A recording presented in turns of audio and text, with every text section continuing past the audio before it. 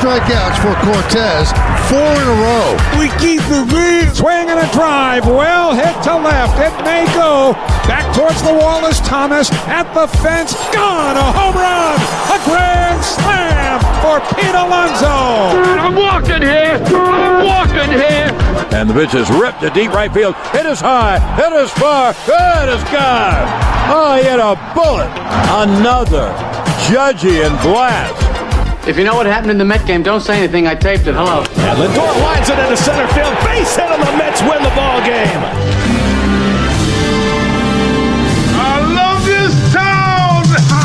This is WHPC Sports Talk on the voice of Nassau Community College, 90.3 WHPC. 4:03 on a Wednesday. Welcome to WHPC Sports Talk on the voice of Nassau Community College, 90.3 WHPC. I'm Anthony, your host today, joined by the only other person in the room, Mr. Joyful with the Mets, Michael Merlo. How you doing, Mike? I've been better. Okay, I got. Before we start, this new intro was very good to begin with. I like the Grandmaster Flash. I like the message. I thought that was cool. I'm not a big fan of the Ghostbusters, though. Okay, well, you could talk. You could bring that up with the creator of it. I'm not the creator of it, so yeah, it says Jay Dizzle is the artist. I don't know what that's about, but regardless, yes. So the Mets lose a heartbreaker in the sense that. Oh, we already got a call. I guess this is him. All right, 516-572-7. No calls yet. No calls yet. Yeah, no. Well, let's let the hosts. How about I just give you the floor? Let's let the hosts discuss, and then we'll get calls. Okay. Okay? The floor is yours. I know you're very upset. I'm very upset. This is the first time all season that I felt bad about this New York Mets team. They don't look good right now in many ways. Their bullpen has not been good really all season. And we know the starters that they have lost. We know that. And their starting pitching has not been good for about a month and a half now, since Scherzer has went down. But their offense had picked it up in such a way that you could kind of survive these losses, and they haven't been able to now because the offense has stopped hitting with runners in scoring position. So that's problem number one. The fact that their offense is just incompetent right now. And you could say, oh, well, they faced Verlander today. That's fine. I get it. They faced a great pitcher. But they've been facing good pitchers, and they haven't been able to hit them. So that's a pretty big concern to me as of right now. Number two, their starting pitching, like I just said, last night, Carlos Carrasco takes them out of the game 10 minutes before 36,000 people can even sit in their damn seats. They're out of the game. The game's over. And then today, again, unfortunate thing that happens with the collision. Now that takes, with Yordan Alvarez and Jeremy Pena, takes Diaz out of the game for the ninth because he sat for about 15, 20 minutes. They bring in Drew Smith, and Smith, who for the most part this season has been pretty reliable, comes in and gives up a 2-run shot to Jason Castro, a catcher who is known for just defense. A beat reporter for the Astros tweeted this. Hell must have frozen over. Jason Castro just hit a go-ahead 2-run shot. I swear to God that was said. And they lose this game, go out pathetically in the ninth inning. In the ninth, pathetic with the top of the order. So, yeah, I'm upset today. I'm pretty upset today. And don't sit there and smile, because your baseball team played another AAA team. Well, you guys are the Yankees are going to win the World Series, guys. No need to play the rest of the year. Actually, that's wrong. I think the Astros are the best team in baseball. We can debate that in a little bit. But, and credit to the Yankees, they did what they have to do against a bad team. But we're not talking about the Yankees. We're talking about the Mets.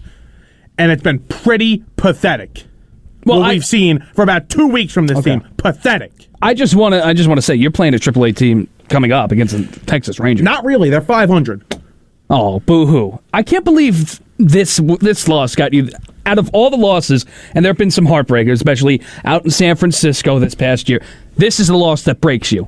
Yes, because it's been so many things leading up to this for the past week now. You could see it. You could see it last time they played Houston. And I get it. Houston's great. And I just said they're the best team in baseball. You can lose games to the Astros. I'm not mad about that. I'm mad about how they've lost. I'm mad that they scored 1 run in 18 innings. And James McCann is the one who gets that run for you. Yeah, imagine that. And they didn't even get it on a hit. Like, he walked in yesterday. So it's just that's what bothers me. It's the fact that they haven't pitched. It's the fact that their bullpen has been the same. It's not great, it's not good, and today it blows them a game. And in reality, it shouldn't blow them a game. It shouldn't blow them a game like today. You got to score runs, and I get you faced Verlander, but you had opportunities in the first inning. Nimmo, the first pitch of the bottom of the first, it laces a double to the wall. What happens? Nothing. Fly out, ground out, walk, strikeout. That's what happened in the first inning. So they obviously need bats. We've known this now. Even having the best offense in the league statistically for the past week or so, for the past few weeks, we've known, okay, they're probably going to need a bat.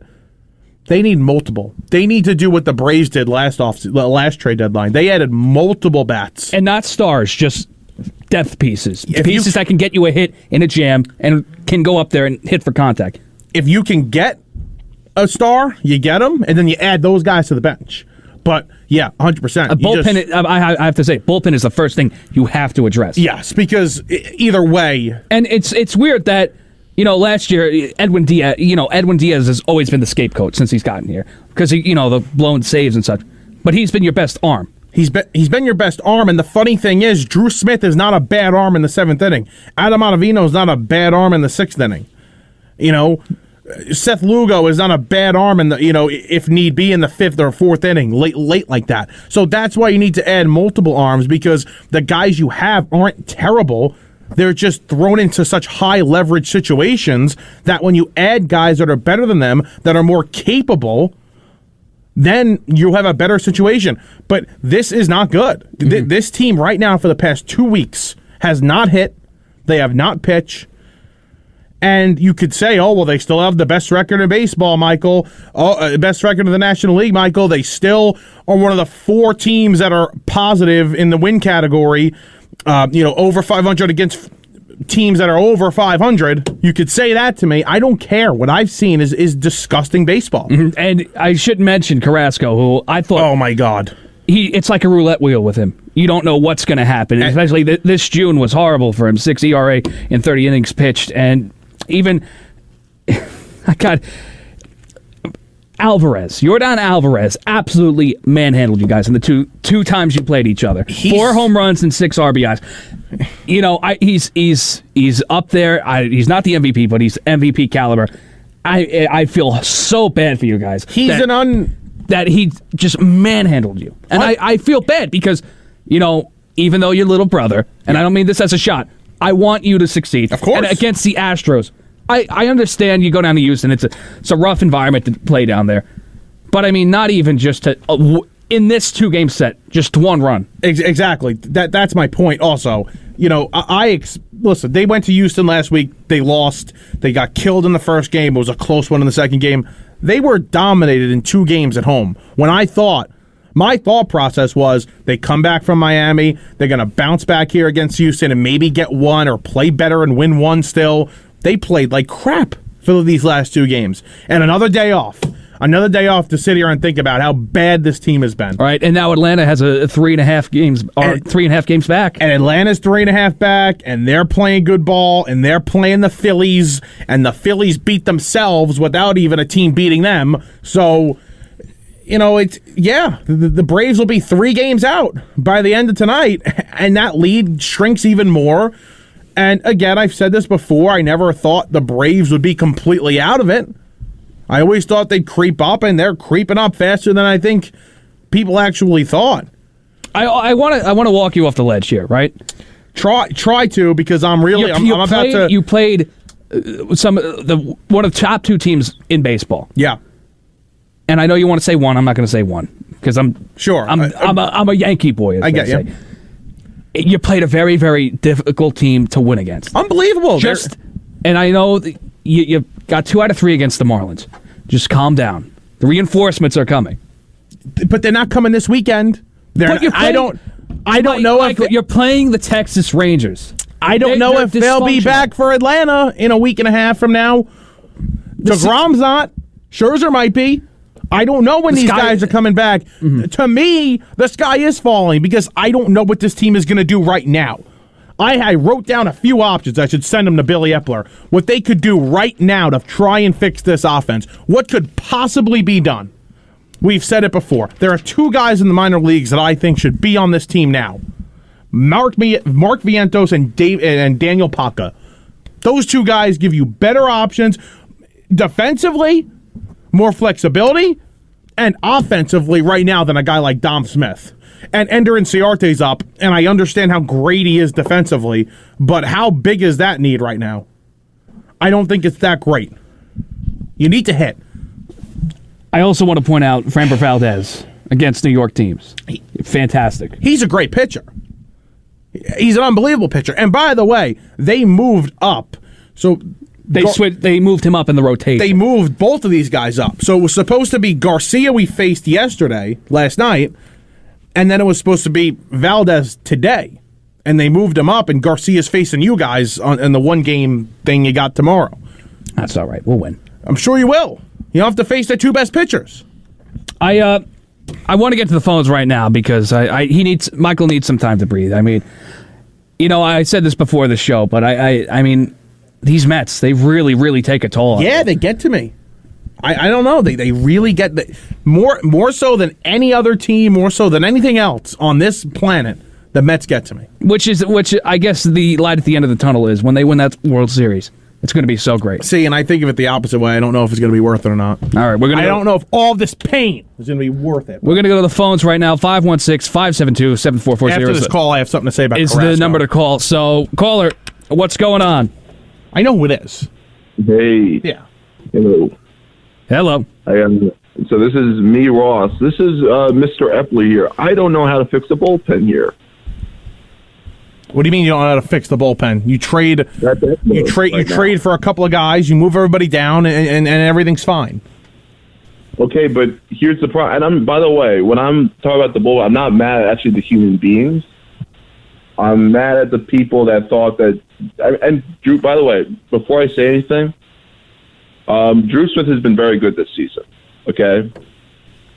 However, you're asking these guys to do something that they're not normally supposed to do. Right, exactly what I said. You got to add more arms to then supplement these guys. Now, Smith, maybe he's not a setup guy, but I think his arm can play in the seventh. I don't think that's unreasonable. Play in the sixth if need be. That's not unreasonable. That's why you got to add more arms. I think Lugo can play for a couple innings early if you need him in a game, 4 or 5, in the fourth or fifth inning. I think Ottavino could play in the sixth. And by the way, and here's the thing, because I hear this all the time on, I get some of these things on Facebook and I hear these on TV. Like this whole idea about there's no harm or no shame to losing to this Houston Astros team. Yes, there is. There absolutely is. And I just don't like this whole it's okay, get them next time. That's got to stop with this team because there's no more excuses that need to be made. This bullpen is crap. This offense is crap. And guess what? I love Buck Showalter, but why is Smith pitching the ninth inning? Well, it was supposed to be Diaz, but that delay took too long on the field. The inning took too long. They didn't want to send Diaz back out there, so they go to Smith. I get it. I don't know. I'm reading on Twitter now why people aren't getting on Buck for that. I mean, he did throw 14 pitches as well. It's not like it was just he's 5 pitches. All right, you're going back out there. He did, had a nice workload in the eighth. But I don't know. I probably would have made the same decision as Buck. But you can go either way. I'm not going to get on Buck for that. It's a tough call. Ross, I'm going to disagree with you about the Astros. I mean, it's not like this happened against the Pirates. The Astros would shut you down the whole series. And sure, the offense, should have been better as soon as the bullpen arms came in for the Astros. But there's no harm. It's not like you just, like I said, lost to the Pirates or some scrub team in the National League. Ross, if they lost to the Padres like this or the Dodgers like this, then I'd say cause for concern. You got to beat these teams to get out of the National League. They played terribly against a really good team in the American League. I'm not that worried about losing to the Astros because they're such a great team. I just don't like how they played against them. But again, when you're playing really good teams like Houston, I'm not saying exactly Houston, but good teams. You're going to have to beat these elite pitching. Like Verlander's outstanding, but like one run in 2 games, and if you really look back against the Marlins, their offense was terrible there too. They didn't score with guys on base, Ross. They get the guys on base and they can't bring them in. That's the problem. Except for today when Verlander shuts them down for 7 innings after the first.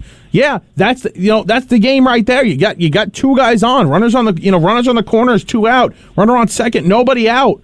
That's the game right there against a pitcher like that, and he settles in, and there you go. So I tried to warn people about this whole idea that they just you needed. This goes back to before the season started. I know you can't go back in time. I wish you could, but you can't.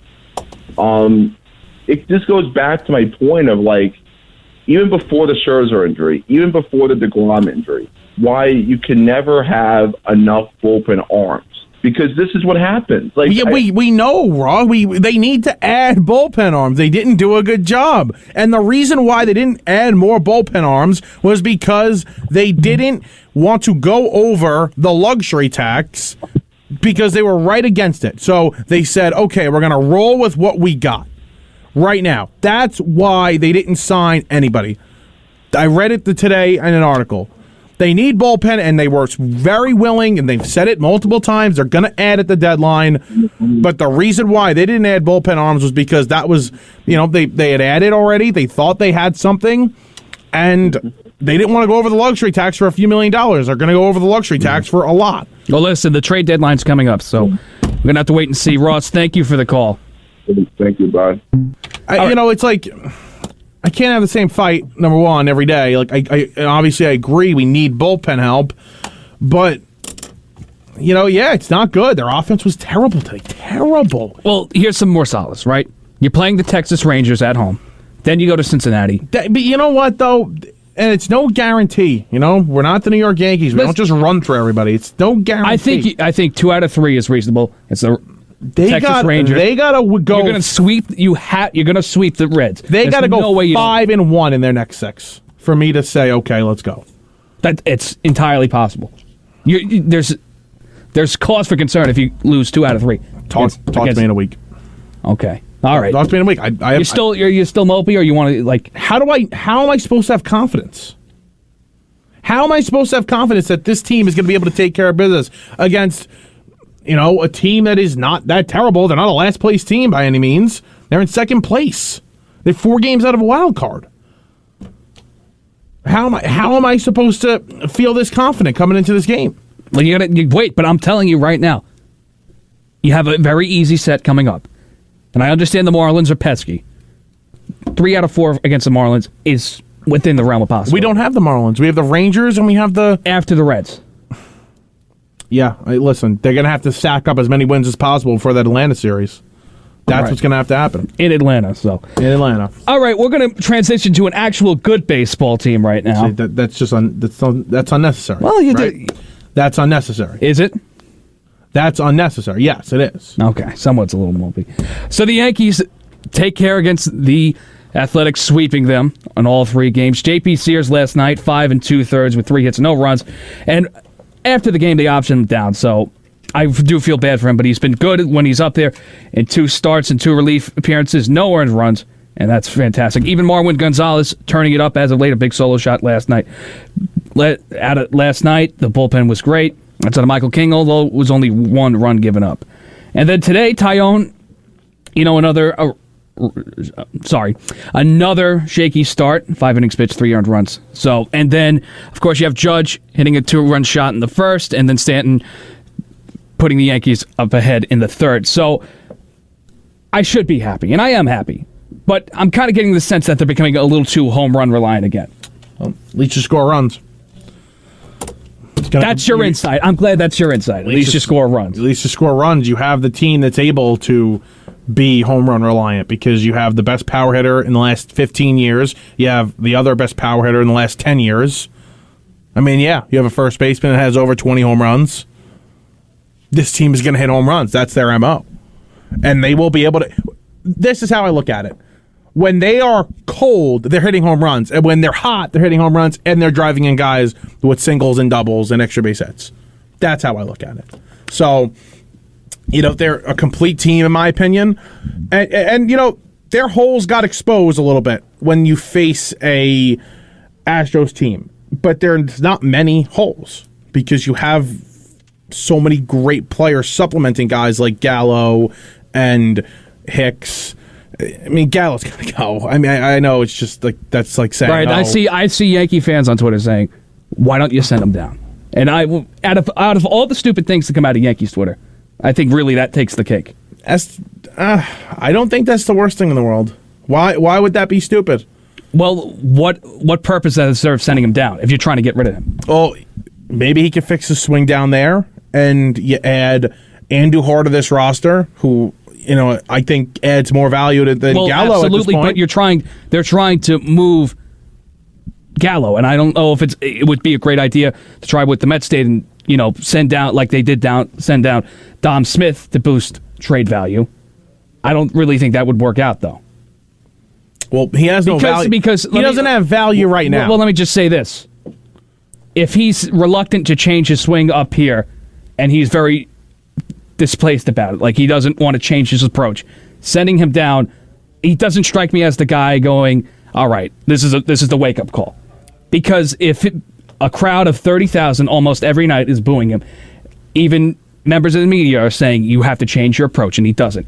I don't know if sending him down does that. It's difficult for a guy that's had the same approach for 20 years now and made it to the big leagues and had success in the big leagues. It's pretty tough for a guy like that to change his approach. Right, which is why the whole mantra of sending him down is, in my opinion, idiotic. I guess.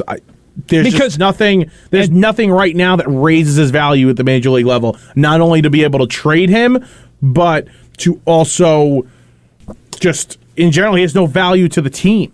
Defensively, he's good. I give him that. He's good. But he's a walking out.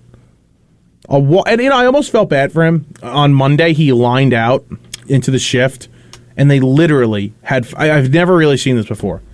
Usually when they shift, they have like 3 guys on the right side. Yes. And then they have one guy like just sitting on the left side, like just in case. Mm-hmm. Nobody. Everybody is on the right side of the infield. Right, and would make you think, maybe lay down a bunt. But no. You're 0 for your last 23 at that point. Maybe you lay down a bunt and try and get out of that. It's not like he's a slow guy either. No. You would need speed to play the outfield. He could run down that line. Yeah, you're right. Even just maybe just changing his stance or making the swing earlier just to let it go the opposite way. You think that would be a logical move? Yeah, doesn't though. He doesn't. So I understand the frustration with the Yankee fans. I mean, he's stubborn and he's terrible. And there was a lot of hype around this guy, and your general manager loved him. He's been obsessed with him for years now. He's wanted him on this team, and it made sense. It made sense the day they... Oh, actually, I shouldn't say it made sense. I don't think they needed another guy that is, all or nothing. But at this point, they have so many guys right now that are hitting so well. It works if you had another guy like that, because Judge is not all or nothing right now. I don't believe Stanton is all or nothing right now. Is what it is. It didn't work out, and the Yankees are going to need another bat, in my opinion, in the outfield. Nothing major, like a Jorge Soler move that ends up, like last season for the Braves, and ends up winning more contact, right? World Series MVP, but a guy like that, almost like a bench piece that could platoon every day when you're playing guys in the outfield. Mm-hmm. That's what they need. I don't know. And you brought up Benintendi. I don't know how Benintendi works. Let me get so you're thinking in terms of just the assets being sent to Kansas City to get Benintendi. Well, yeah, and I also just don't think the Yankees would say that's our biggest need. Let's send these assets to go get another left-handed bat, where I think maybe a bullpen arm or another starter. They're looking at Castillo of the Reds. Mm-hmm. I want to get to the Castillo thing in a second, but I agree with what you said earlier. Andujar should be up and playing the outfield, right? Yes. But it's taken this long with Gallo. What makes you think that the Yankee brass is going to make the change now? Because it should have occurred earlier. Because things are just getting worse and worse for Joey Gallo. What are you saying? Like, if there was a tipping point to make Miguel Andujar start in the outfield, it would have happened by now. Yeah, It doesn't seem like the Yankees are trying to actively help Gallo. No, and I'm not saying that they're going to. Nor should they, because if you're at that level and you know what you're doing wrong and you're still not doing it, you can lead a horse to water, but you can't make it drink. No. I think the experiment has failed. I don't think it's going to get any better. Really? Failed? I think it's failed miserably. And I almost want something to happen because I can't listen to a team that's fans. I can't listen to fans that are fans of a team that are 36 games over 500 keep complaining about one guy. Well, I understand what you're saying in that sense, but it's a little ridiculous that he's still getting consistent reps out there.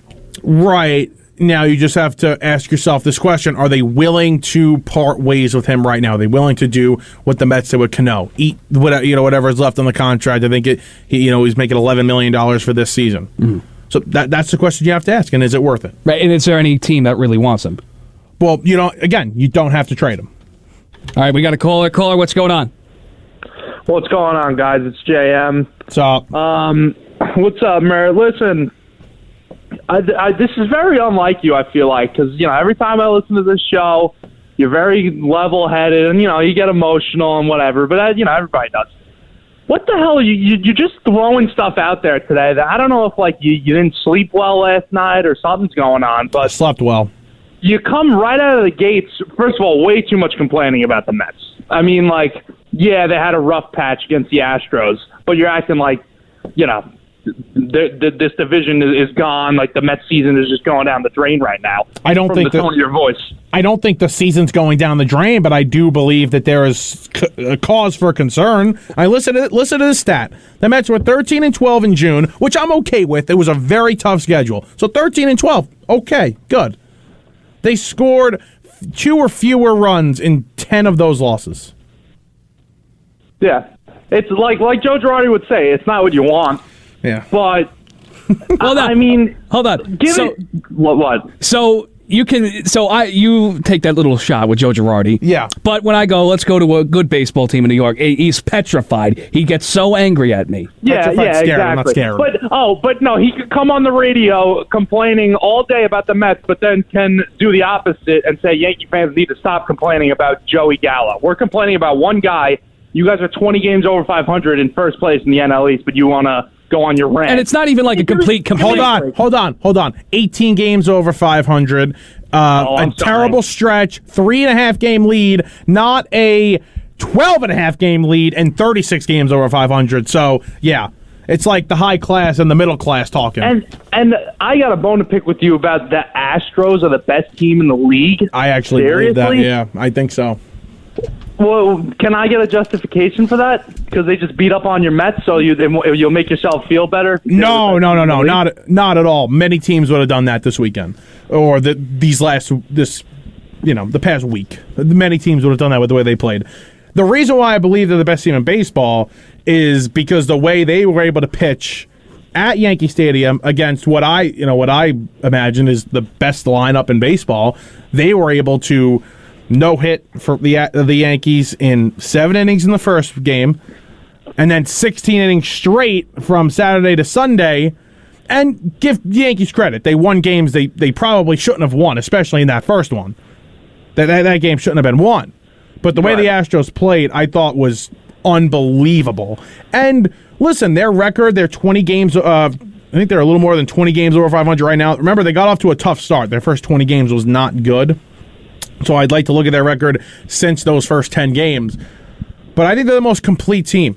I do. I mean, maybe a little fixing in the bullpen, but their rotation is unbelievable. I trust everybody in that rotation every 5 days. The lineup is very, very deep, and they could probably. I mean, I'm sure they're going to add a bat or two, but they got a lot of great young players, and defensively they're really good.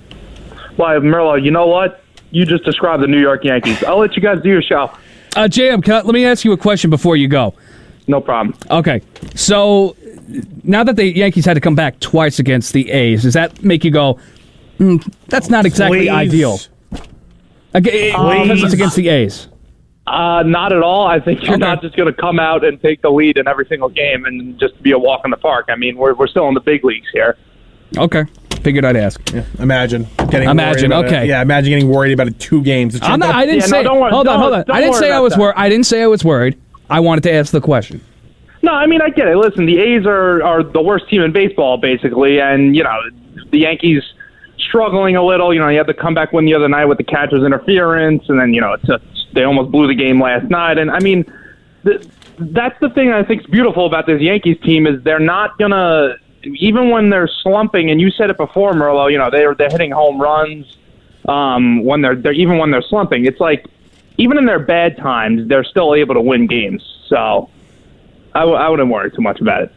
All right. Well, thanks for the call. No problem, guys. You have 20 losses. I don't think there's much to worry about. You could go under 500. You could go like 3 games under 500 for the rest of the way and still win 90 games. Oh no, let's be worried. Let's think we're worried. I want to. Crimple it right into the mic. Oh, he's throwing stuff now. That might have caught Facebook Live. Good. I got a little proposition here for you, by the way. Yeah, sure. I have a little piece. I have a document here, right? Yeah. It says it seems like I want to see if you want to jump ship off the Mets right now. I have a contract here saying I am now and forever a Yankee fan. Me? Yeah. I have a little paper here if you'd like to sign. If you want to jump. Okay. And he just join that disgusting organization, please. I don't know. I mean, it's a pretty nice organization. They got their own steakhouse. It's nice. Yeah, let's go. Next topic. We want to talk about Freddie Freeman. Yes, crying. I want to talk about Freddie Freeman now crying about the decision he made to leave and blaming it all on his agent. So if you didn't hear, Freddie Freeman just fired his agent after an emotional return to Atlanta where he had a very awkward and emotional press conference. Michael, I've been seeing stuff saying, Freddie Freeman might want to return to Atlanta. That boat has sailed. How much do you think he regrets this? I think he regrets a lot. It's funny because if you listen to his press conferences like Friday, Saturday, Sunday, if you heard people close to him, what they said about it, they were like, it was awkward. Like how upset he was to be back. It was like 10%, oh, it's great, I'm emotional, thank you, like gratitude toward the fans, and 90% regret, according to Buster Only. Like why did they screw this up? And it's funny. You hire agents, right? To do, to get you a contract, but at the end of the day, it's your decision where to go. He took the money and ran, which is good for him. Go chase the bag and everything. But if you still had emotional ties with the franchise you just won a World Series with, a franchise where you were in the dog days with the Atlanta Braves, right? Where you are the face of that franchise. Right. Up in, I understand Acuna's the new face of the franchise. But he's the real face. He's the heart and soul of that team. He's their Cal Ripken. He should have been their Cal Ripken. He should have been their Derek Jeter. That's the problem. And again, we talked about the contract negotiations at length because of, how close it came, how we thought the Yankees should have been in on him. Right, and I'll tell you right now, if he would have signed with the Yankees, I don't think he's that upset. I don't know. We don't know. Maybe he doesn't make that trip back there. Let me just say this. I'm kind of glad we got Rizzo instead. And you should be very happy you got Rizzo because that works out, I think it's worked out immensely. Contract is very team-friendly. Yeah. It's good for him. He wants to bet on himself. That's great. And, Freeman's his average is high, but in terms of offensive production, it's not as good as Rizzo. His power numbers are down big time, Freeman. He's still, hitting extra base hits. His OPS is kind of high. His average high, like you said, but the home run numbers are down. Rizzo is 20 home runs. I mean, he's been really, really good. In his last 8 seasons, 20 consecutive home runs. I love Rizzo. That's somebody I really love. Paisan, right? Yeah, oh my God, yeah. He's Italian. He's family. He's like a cousin. I'm sure he's a cousin. But, yeah, it's crazy. It's really crazy, this story. And I also want to read the statement he put out. So he said, last weekend in Atlanta was very emotional for me and my family. I'm working through some issues with my longtime agents at Excel. My representation remains a fluid situation, and I will update if need be. So to me, it sounds like, boo-hoo, I made a really bad mistake. It's nothing on and it's nothing on his agent. He wanted to leave. He wanted to get more money. That's on him. He could have had all the glory. You know what, though? His number, 15, could have been up there right 5. next to. We don't know I don't know what they offered him. If they offered him nothing, then they offered him nothing. I don't know what the number was thrown out at him. And What was his contract? Ended up being 6 years, 160? Something like 30 AAV of 30. I'm going to look it up right now. But either way, we don't know what they offered him. So, I don't know. Could have they gone more years, less money a year? I think the issue was over years. It was the years, right. That's what I remember. It's a 6-year contract for $162 million. Listen, free agency didn't play out well either way for him. He didn't get any contracts he loved. And on top of it, think about it this way. You're playing in Los Angeles, California. The state tax, very high. So whatever the number was in Atlanta, he probably would have made more either way in Atlanta because of what he's paying in taxes here. So, yeah, overall, and I was listening to Buster Only really explain this yesterday on my way into the Met game. This just sounds like an absolute horrible decision, and I actually feel bad for him. Really? Yeah. Because when I'm sort of in the opinion of like the Bryce Harper, and I know it's not nearly close to the deal Bryce Harper and Mike Trout got, but when you sign that deal, that long-term deal for all that money, and you end up on a squad that isn't good and isn't competitive, I'm of the opinion that, you made your bed, lie in it, don't cry about it. Yeah, I get that, and I shouldn't feel bad for him. He's a millionaire. He plays baseball for a living, and he gets. It's not even the millionaire part. It's just you made the decision to chase the bag and go on a bad team. That's my position. Right, but he didn't do this, and he left because he didn't believe the contract that was being offered from the Braves was fair. Fine, but you like you said, you made your own bed. You made this decision. Your agents didn't force you to sign with the Dodgers. Nobody forced you. Whatever contract they offered you, Atlanta, it should have been, okay, if you really want to stay, you work it out. You work something out. But Atlanta, who had a stacked farm system and a very smart front office, said, we're going to pivot. We don't think this is worth it money-wise. And they went out there and made an excellent trade for a very, very good first baseman in Matt Olson, who I believe is better than Freddie Freeman.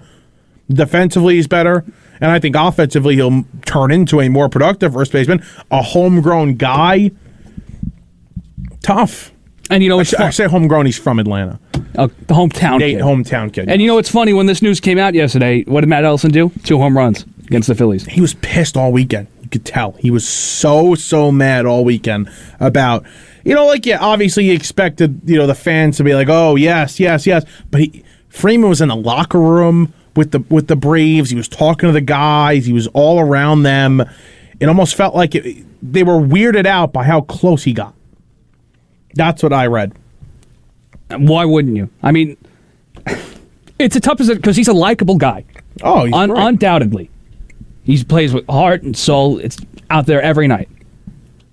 But he probably wasn't likable during this. And remember that whole thing with Acuna when he was a rookie? Yes. How it was rumored, I remember right before opening day. Light hazing. Yes. But it's weird that comes out earlier in the season, and now he's like really buddy with everyone. I saw a video of them two, and they hugged. They were just talking. They were hugging each other, holding each other. I'm like, that doesn't seem like two people that didn't really get along for a while. Which I wonder if that's just more of sort of the saltiness of the locker room being broken up like that. I don't know. I don't know if it was broken up, though, because I listened to an interview with Tucker Davidson, one of their bench players, the Braves, and he said, with Freddie, it was, with Matt Olson, the second day of spring training, they realized, oh, this guy's a dude. Like, this guy is great. That's what he said. He's like, they all went golfing together, and he was like, he's one of us. Hometown kid.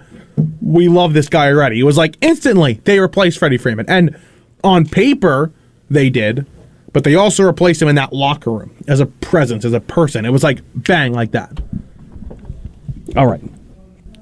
Now, we usually on Wednesdays do Mr. Merlo's Lock of the Week, but you don't have one today, correct? No, I do. You do? Okay. Yeah. You got to click it? Yeah. You got to find it? Yeah, well, that's good. Way to be prepared. Yeah. You said have one. I said... Well, before the show, you said no. I said, okay, fine. Michael Merlo's Stone Cold Lock Game of the Century of the Year of the Millennium. Now, I wonder if you have the same one I have. The Atlanta Braves are going to kick the crap out of the Phillies tonight. Okay, so I had a different one. Okay. I like the Twins because the Twins have mauled the Guardians this whole series. I don't know if you saw, it was like 9-0 the other night. And Chris Archer goes on the mound, too. Not exactly fantastic, but... The Guardians have been struggling after they took over first place. That's what's happened. So, I like that. Yeah? I like it. I like mine better. I think the Braves are going to womp. Matt Moult? Womp. Kill them. He'll probably homer again tonight. Yeah? You can put that in. You want the same game parlay? Maybe. I had a bet last night. Marte hit a home run. In the game before, so 2 games, the game before, I was like last week against the Brewers. I went. It was a Thursday night, and I went. And me and my friend had Mark Canada hit a home run, and he hit one. So I was like, I'm going to try my luck again. Let's go Marte. And Marte, on the first at-bat of the game, hits a shot to right field, and it hit the bottom of the wall for a double. But, yeah. I want to ask you, I circle back really quickly to the Mets. How was the vibe in the Hyundai Club yesterday? Vibe in the Hyundai Club, great. The food was excellent. We had ribs. We had, the ribs were unbelievable, mashed potatoes. We had this, like, honey seasoned chicken, New York strip. Oh, it was unbelievable. So the game didn't affect anybody in there at all? I was in a pretty good mood. No, it made me mad, obviously, but, free food, free drink, whatever I wanted really right free, there. Though. Well, yeah. No, it was expensive. It was an expensive night, ticket-wise. But if given the opportunity, would you want today? No. No, they disgusted me too much last night. What's funny is I was listening to a couple of radio shows yesterday, and they were like, what should the Mets get attendance-wise for this game? And not going to lie, when they came back home from that West Coast trip, and I thought it was a successful West Coast trip, it was against the Milwaukee Brewers, who are a good team midweek. I expected the Mets to go 35,000 plus that, little couple of games. And they didn't. You can answer the call, it's fine. Last night, they drew very well, 36,000. Very nice. And nothing to cheer for. Nothing. All right, we got a caller. Caller, what's going on? When I think of baseball, I think of mashed potatoes. You don't understand how good these mashed potatoes are, okay, in the Hyundai Club, Justin. Please. Unbelievable, Mike. Please. I heard you, Anthony, bashing my intro. I wasn't bashing. It was like... you started off good with it, and then it took a nosedive. No, he actually texted me privately saying it was that bad. Mike, you approved of it. You liked it. You should have stood up for me and said, you know what, it was good. It was good all around. I was in a bad mood, and I said, you know what, take it up with him. That's all I said. I liked it. I told you I liked it. I told Anthony I liked it. That's on him. You guys are on my list. You're on my list, and I'll see you tomorrow for the Nassau Morning Madhouse. Yes, 7 to 9. 7 to 9 Thursdays. Make sure that's a can't-miss show tomorrow. Yeah, I'm sure I'm going to be in a great mood. No chance. Have a good one, guys. All right.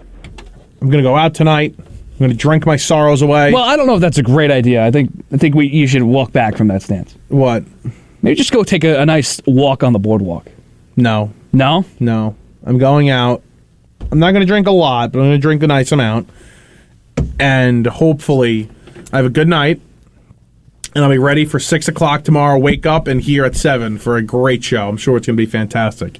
I'm searching up topics right now as we speak, actually. Oh, okay. Multitasking. All right, so we're going to transition to Michael's favorite sport, basketball. Yes. Right now. So there's rumors about the Knicks, and the first one I want to get to is, of course, Jaylen Brunson. The Knicks move Nerlens Noel and Alec Burks to create what is now a $30 million area for the next point guard that will fail horribly. Tremendous overpay because they're going to give him 25 or so a year. You know what's funny? It really is funny. This team doesn't know how to make moves to get themselves out of mediocrity. Jaylen Brunson's a fine player. Fine player. I don't think he's bad at all.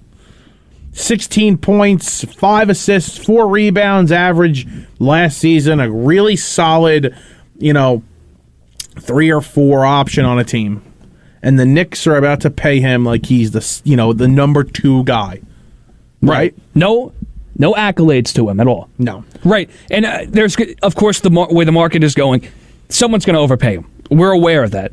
Oh, it's going to be the Knicks. But you should have the brains to know, listen, this guy's a solid point guard that you want to add to a championship-level team to get them over the hump.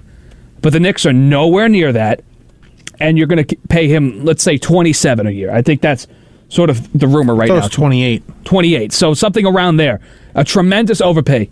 Now, he's going to get the money because he's of course, in the playoffs, his nomenclature and what you saw was very good.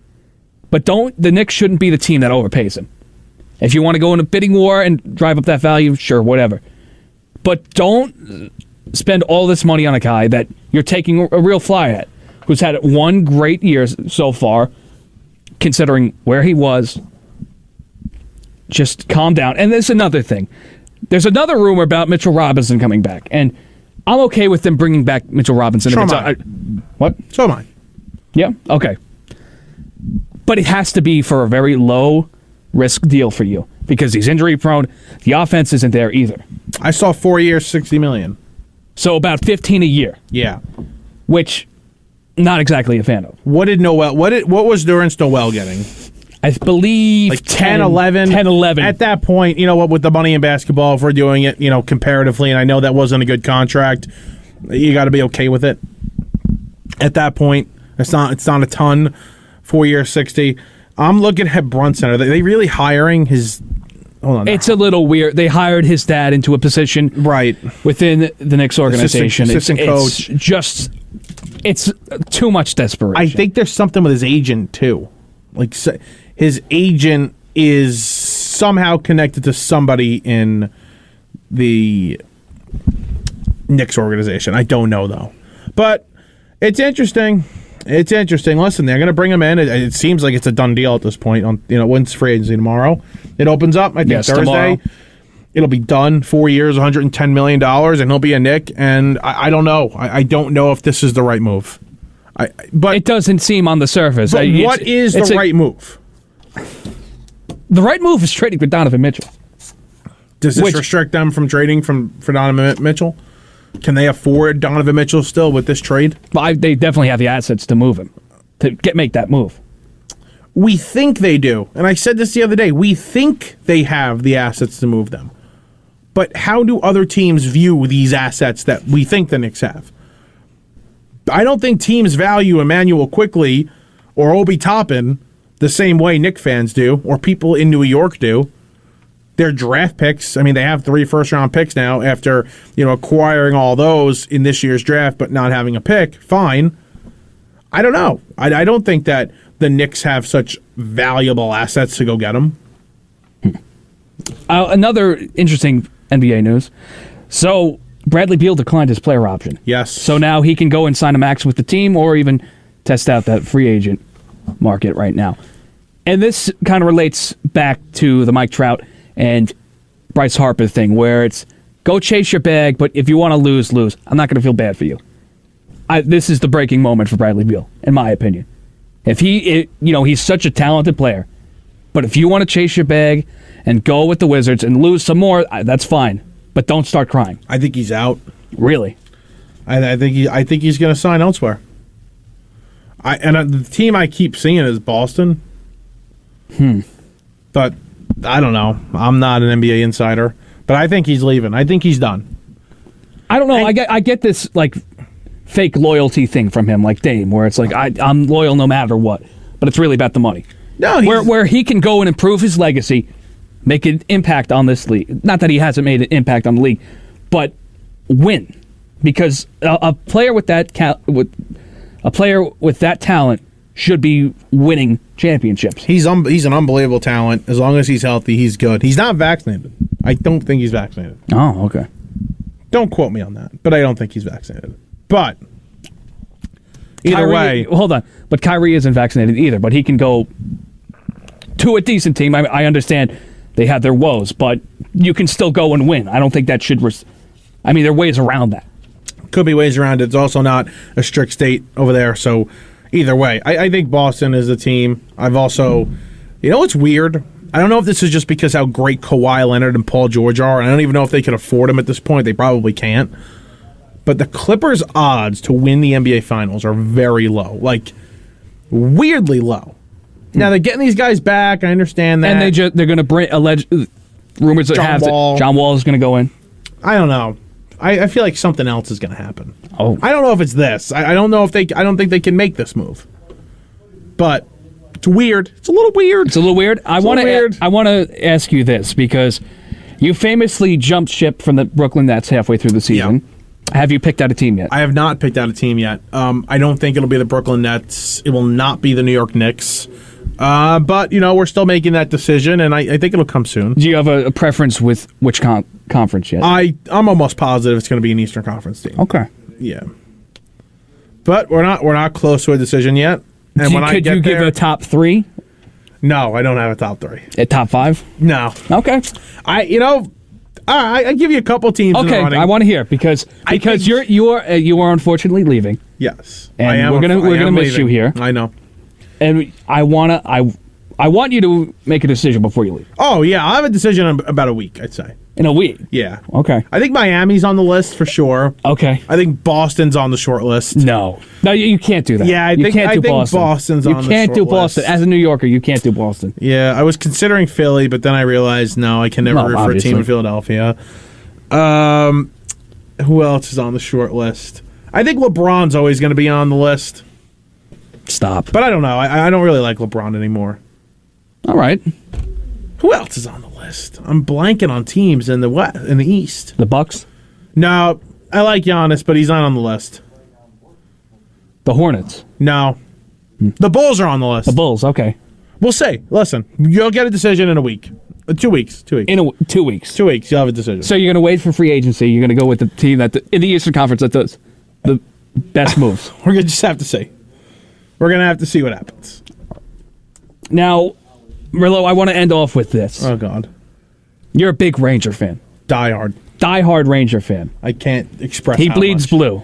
I love the Rangers. So, I want to ask you, because you were actively watching the playoffs, right? Yes, I watched most games. So, did you get the sense that Panarin's effort level wasn't there the whole time? No. I can't tell you really, though. They're skating around. I don't know. He wasn't good. How about that? Okay. I've watched him be really good. Watched him play well for a casual fan. You could tell that he just wasn't himself. So now you've heard about this. Now Drury's looking to possibly maybe move on from it. Yeah, I've seen that. Listen, whatever move is best for the team. I'm a team guy. You're a team guy. I'm a team guy. No I in team. No I in team. Whatever's best for the team, they should do. Now let me ask you this. But his contract's immovable, right? It's almost immovable. 10 million a year. And he's getting older there. He's like 31 right now. Okay, so they're not trading him. They have a few more years of really good production. So they're going to have to figure it out, that seems like. They're going to have to work out their differences. Right. If they want to ask me to help, I'm good at that. Oh, we'll bring you in as a moderator. Yeah, I could be a moderator. All right. I could do that. So my price is cheap too. Yeah, what's the starting salary? 100,000. 100,000? Yeah, it's not bad. That's not. I'm cheap.